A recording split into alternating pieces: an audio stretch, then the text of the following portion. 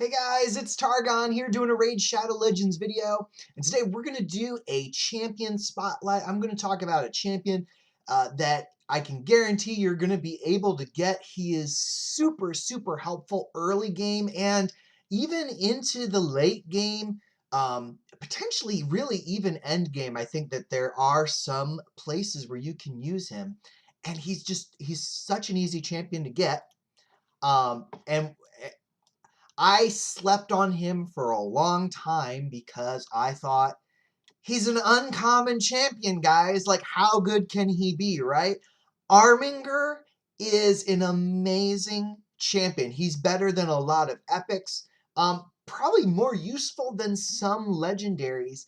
And he's going to really help you in terms of progression. There's several dungeons where his skill set is just really suited for. And really all throughout the dungeons, he's going to be helpful for you. Now, he's not the greatest champion for clan boss. He's not the greatest champion for campaign. He can even be useful in arena, though. So if you're looking to progress in any of those other areas, the dungeons, potentially arena. Also, there's a few Doom Tower bosses that I use him, even on my main account. I'm on my alt today, but even on my main account, I still use him on several Doom Tower bosses, all right? So let's go over his kit. His kit is really simple.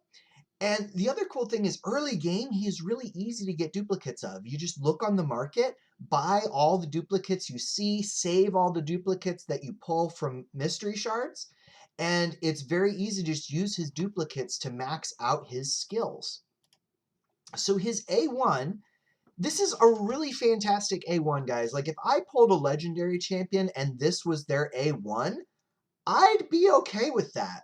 It attacks one enemy, decreases turn meter by 30%. It's not a percentage chance for this to land. Obviously, you do need accuracy for it to work, but I don't need to worry about, oh, is it going to be like the 50-50 that skill goes off? No, it's every single time. Still decreases turn meter, but I think hers is a 50% chance. So let's just compare real quick.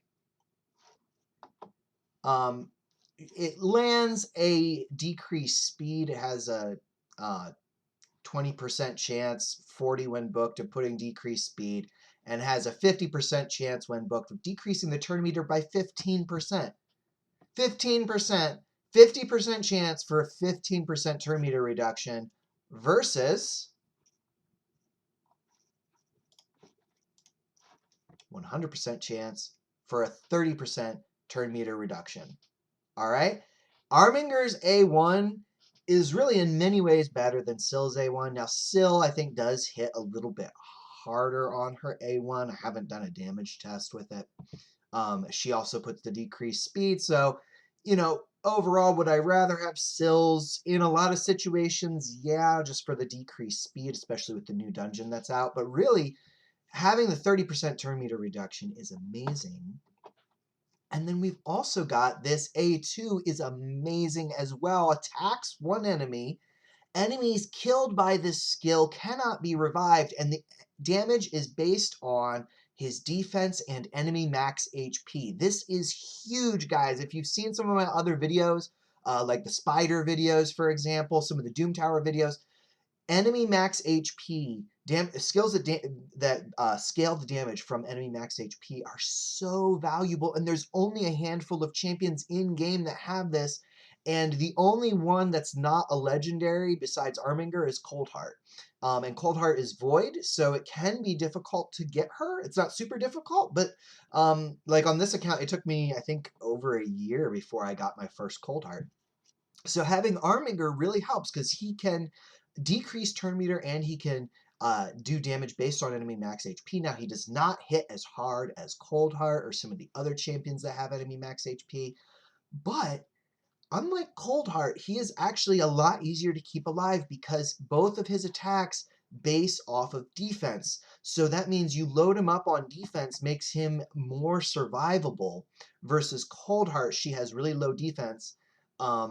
Arminger's base defense, it's not crazy off the charts, but it's over 900, so that's solid. 15,000 HP, not great. Base speed is low. I get it. Like, the base stats are not the greatest. But again, we're talking about just these two skills: decreased turn meter, damage on enemy max HP. Also, enemies killed can't be revived, which is really handy in Arena. It's really helpful in Ice Golem, and there's certain Doom Tower bosses, or one particular boss, where this can't be revived thing really comes into play, and I'll talk about that in just a minute. All right, so how do I have mine built? I have mine in a destroy set specifically for one of the Doom Tower bosses. If you want to see more in depth on that, check out my video on the Scarab King. You want to build him survivable. Ideally, you want him around 200 speed. You're going to want to have accuracy in order for him to land the turn meter decrease, which is a really huge part of his kit. So highly recommend that. Highly, highly, highly recommend 100% crit rate. Max out crit damage as much as you can. He's built in kind of earlier, not early game. Like, there's a few 6-star things in here, but I haven't upgraded his build a whole lot. I would like to get higher stats on him, but I keep him in destroy sets specifically for Scarab boss because that is the main place I am using him now. But he is also really, really good. I'll just go over the different areas here. He is really good versus Spider, right? So the Spider Queen, as she gets a turn, she can heal, right? So he's really good in Spider because he can keep her from healing. He also can hit really hard. Spider has a ton of HP, so when you hit the Spider with the A2 for enemy max HP, it does a lot of damage. Not as much as Coldheart, but it does a lot of damage. Versus Fire Knight, same thing, right? The Fire Knight's healing up. You want to keep his turn meter decreased. So he is really, really helpful in Fire Knight. Ideally, I'd love to see a multi-hit on him, but if you bring in other champions that are throwing out multiple hits, then you can have Arminger come in and just keep dropping the turn meter. Keeps him from having a turn. Ice Golem, again, really, really good versus Ice Golem because he blocks the revive. So the Ice Golem, when he does that big smash, right, it revives the minions. If you can time it so that he can use his A2 on those minions, then they won't revive, and that makes it a lot easier to get through the dungeon. Versus Clan Boss, he's really not very good. I wouldn't say he's useless, but pretty close to that. Minotaurs, okay, whatever. Dragon, he can be good just because he does damage based on enemy max HP. If you're struggling to get damage, having that in your arsenal can be really good. Now, the dragon is not affected by turn meter reduction, but he can still do a pretty decent chunk of damage. Force Keep, he's good because positive affinity, again, doing a lot of damage to the boss. Campaign, I really would not use him in campaign. You're better off going with your starter champion for campaign. Faction Wars, he's actually pretty good. You know what, actually, for some of those bosses, he can be really good because, again, he's dropping turn meter and he's nuking. So now I'm giving some 5 stars here. Are there other champions that are better? Yes, but they're much harder to get. Let's see. Spirit Keep, again, he's pretty good there because you don't want the boss taking a turn. All bosses that are affected by turn meter reduction, he's going to be really good for. Now, there's a number of bosses that aren't affected by that. But even then, because he has the damage based on enemy max HP, he can be viable. Arena offense, if you time it right, and if you're going in certain circumstances, right, you're going up against revivers. So if you've got a team where, let's say early game, they have like a team reviver, or they got Syl or whatever, and then they have their nuker. If you can time his A2 to take out the nuker, then they're not going to be able to get revived, and that makes it a lot easier to win the battle. Arena defense, I wouldn't really use them on arena defense because the AI probably is not going to be as great with that. Void Keep, he's okay. Magic Keep, probably not very good, just because it's going to be weak affinity. Hydra, I probably wouldn't really use him in Hydra because his turn meter doesn't come in, and the Hydra heads actually don't have a ton of HP, so that skill's not going to do as much. I mean, it'll still do some. So if you're really hurting for damage, you could try throw him in there. Iron Twins, I think that the enemy max HP thing does make him viable there as well. So let's see. Go ahead and submit those ratings. All right.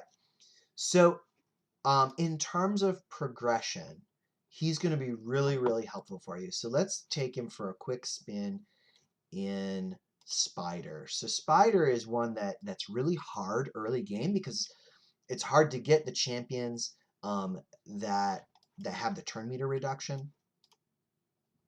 But you can use him. Let's go. I'll leave Cold Heart in there just to kind of give a comparison.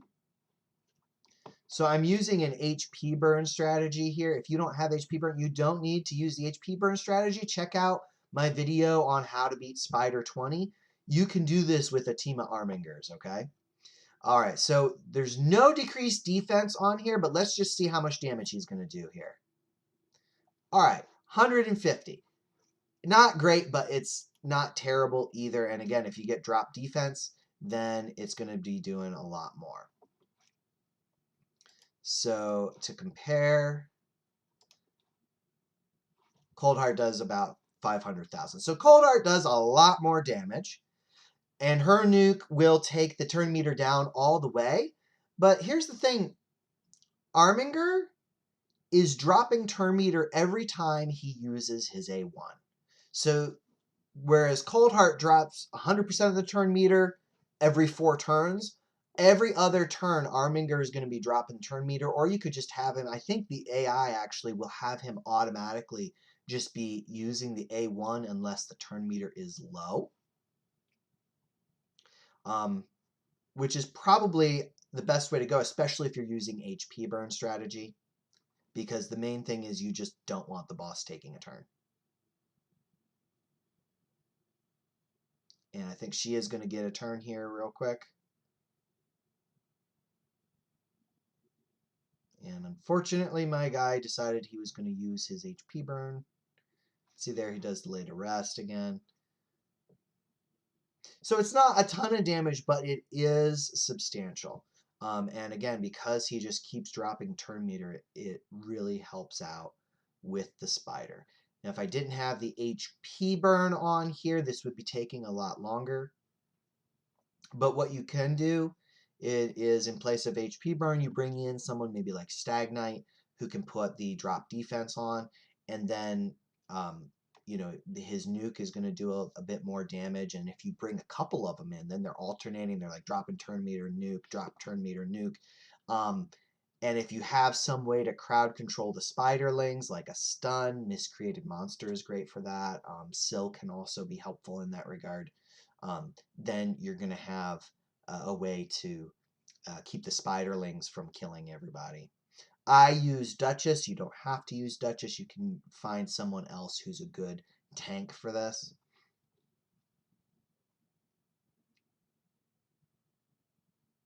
And again, please see my How to Beat Spider 20 video. I go over several strategies, some that don't even require Cold Heart. But you can use Arminger. You can use several Armingers. And honestly, even though he's an uncommon, it's not absurd to take 2 of them to level 60 just because even at late game, end game, he's really good for some of the Doom Tower bosses. All right, so you saw there in Spider with the turn meter decrease.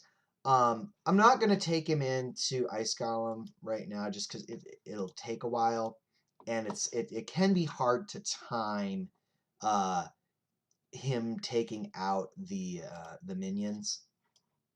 But let's do an arena run here. Let me see. I'm gonna have a good. Let's see. I don't know if I'll get first turn here, but we can try it.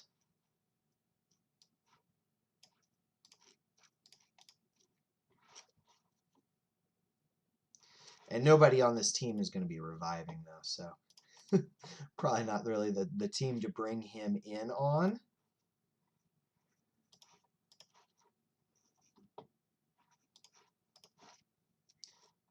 He wasn't quite low enough. Again, the skill does damage based on enemy max HP, so he's not the greatest for Arena because it doesn't do a ton of damage, but it can be good if you're able to bring the enemy champions down a little bit. Like if you have a nuker perhaps who often leaves a little bit left on them, then you can just have Arminger going after them to kind of clean up, so that way there's no revives going in.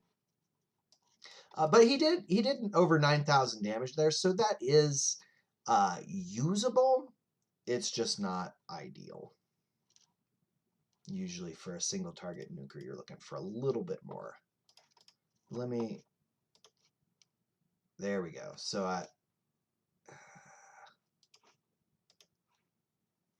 try this.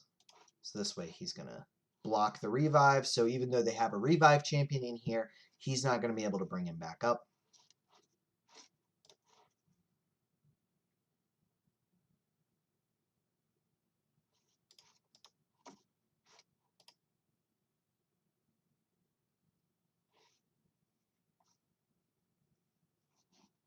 So that's how you'd use him in Arena. Again, I'm in gold. Is it gold 4? I'm in gold 4 right now, so there's not really a ton of champions that are going to be like well suited for him. But if you get him early, right, you get your starter champion to 60, and then maybe if you don't have another really good epic or legendary champion, consider taking him to 60 next. And then if you've got like Kale, you do a nuke with Kale and then have him go in and he can kill anybody else, block the revive. Or if the team's got a really tanky healer or early game, you can, instead of going with the A2, go with the A1. It's still going to drop the turn meter, and that gives the rest of your team a chance to gang up on them and hopefully take the healer down before they're able to bring anybody back up. All right, so let's do a quick run in Doom Tower. Now, I did do a video on this. He is even on my main account, I use him for this boss. And again, the main reason is, so this boss has a specific thing where you need the destroy set. You want the destroy gear here, where it decreases enemy max HP. This boss particularly is much harder to kill. It gets easier to kill as their max HP gets decreased. So having a champion that does the enemy max HP hit in destroy gear, this is going to do a lot of damage because the boss has a lot of health. So boss has lots of HP, big damage here, and it's destroying and taking down his max HP that much more. So he is one of the best suited champions for this, especially because even though he doesn't hit as hard as Coldheart, her base defense, super, super low. It's very hard to get her with enough defense. Arminger is much easier to get that defense on. And honestly, his turn meter reduction on the A1 is almost better suited for this boss versus Coldhearts because the boss doesn't take quite as much turn meter reduction as it normally would. So having him able to just keep going over and over and over again, he's decreasing the turn meter, keeps this boss from getting a turn. But I do want him using the A2 on this boss, so I think I put in the presets to prioritize it because it does so much damage and it speeds things up substantially. And we shouldn't have too much trouble getting through the waves here. But so this is the one area of the game that I guess I shouldn't say really end game, because there's legendary champions that you can use that are going to be way better. You'll get better options. But you know, even if I had a lot of, like, I don't have a Septimus on my main account, but if I did, you know, I might consider putting him in destroy gear to get through this a little bit faster. But aside from Septimus, like, I think Arminger is the best option for this. He's a strong affinity for one of the rotations, and he's a neutral affinity for this rotation. The other times you'll see this boss, he's force affinity, which is great for Arminger. And so there, he didn't do a lot of damage, but as this bar goes down, you're going to see the damage goes up more and more and more. And so him in a destroy set is just helping us to clear this boss a lot quicker.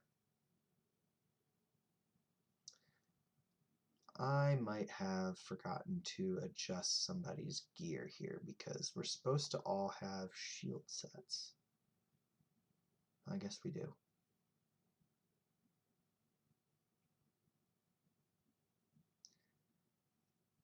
So this boss usually takes a long time to get through if you don't have the destroy gear, but having him in destroy is going to speed this up a lot here.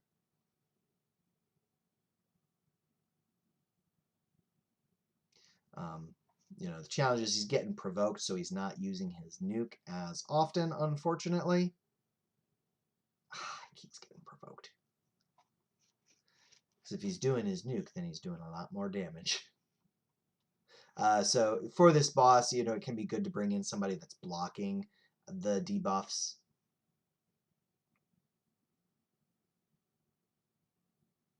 Why didn't he use his nuke there? Let's see, I might need to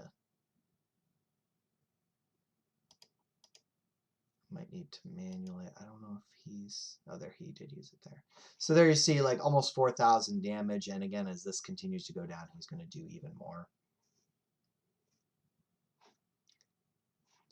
So this is really like my favorite place to use him. The other Doom Tower content, which isn't available right now, is the Frost Spider. So if you're going up against the Frost Spider, you have to have HP burn on. However, the Frost Spider has an insane amount of resistance, so it can be really hard to land the HP burn. So what you can do instead, though, is you can block the revive. And so Arminger's A2 does that. And because he cycles through it so quickly, it's only a 2-turn cooldown once you fully book him. You don't have to be as worried about timing it. Like some champions that have the block revive, it's on like a big cooldown. So if you try it and you don't quite get enough damage, then you're out of luck. But with this guy, he can cycle back through it again, so it becomes a lot easier to get that block revive up on the boss.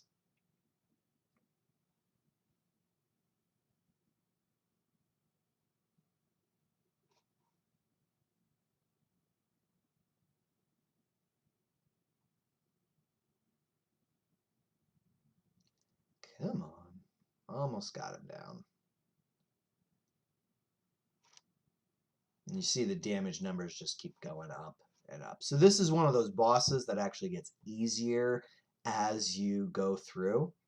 You just have to find a way to keep decreasing the max HP.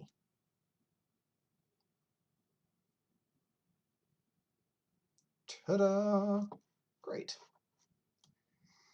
And it is really important to try and farm some of these Doom Tower bosses because you can get some great sets for it at the Forge. So those two Doom Tower bosses are areas where I still use Arminger all the time. He is great. He's fantastic for it. I give him 5 stars for that boss especially, and even for the Frost Spider, I'd probably say like a 4.5. I'd rather go with HP burn because it gets through it a lot faster. However, if getting the accuracy required is a struggle, you don't need accuracy to land block revive. You've just got to time it right. So if you build a team around just keeping Arminger alive and have most of your damage through him, you can get through Frost Spider. And again, defense-based champion that makes him a lot easier to keep alive. He's really easy to book.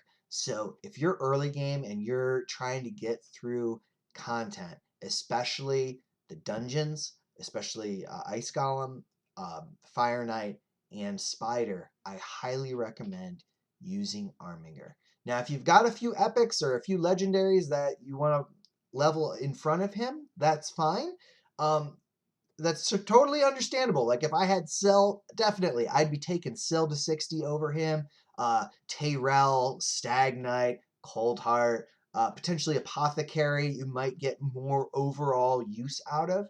However, I will say I use Arminger more often now than I use Apothecary. I use him more often now than I use Kale. Um, really even on my other account, on this account, like Tyrell was, I think, my first or second epic. So on this account, I use him everywhere. But on my main account, uh, I don't even use him, but I still use Arminger. So there's a lot of really great epic champions that late game pushing end game content, I'm going with Arminger instead of. All right. So hope that this gives you that maybe nudge to take that chance and build him. I know early on it's like he's just an uncommon. I got all these others. He's worth it, guys. He is absolutely worth taking to 60. Even worth potentially taking a second one, especially for like some of those Doom Tower bosses I mentioned. If you have two of these guys in destroy sets, you're going to go through that so much quicker. For Spider, if you don't have other champions drop in turn meter, he's so useful in so many different areas. All right, so hope you enjoyed the video, and please like and subscribe to the channel. Please feel free to comment if there's other areas where you really enjoy using Arminger. Let me know. If you're struggling with how to build him for other content, really I would just say if you're not going specifically for that Doom Tower boss, you're probably better off aiming for stats. Ideally, I would like to have higher stats on him. I want to have over 200 accuracy for sure, 100% crit rate. Ideally, I'd love to get more crit damage out of him, which is part of the reason why Cold Heart hits so much harder. Ideally, I'd like him over 3,000 attack and over 50,000 HP. But again, I'm just kind of going with the set. I should probably look and see if I can upgrade him anyways. But yeah. So anyways, please like and subscribe to the channel, and I will catch you next time.